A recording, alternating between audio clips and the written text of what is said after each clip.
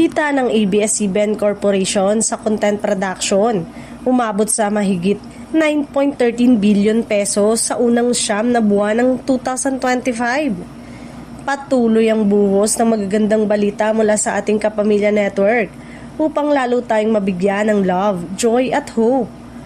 Nakapagtala ang ating ABS-CBN Corporation ng nasa higit sa 9.13 billion pesos sa kita mula sa content production at distribution sa unang siyam na buwan ngayong taon ng 2025 na mas mataas ng 14% kumpara noong nakaraang taon.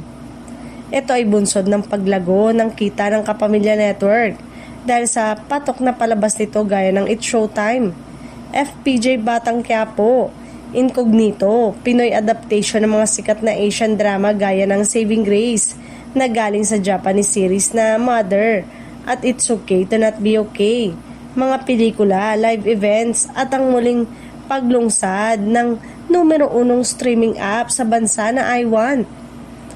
Tumaas din ang kita ng media giant dahil na rin sa mas dumaraming tumatangkilik sa streaming app na iWant, mga tumututok sa Kapamilya Online Live at sa YouTube.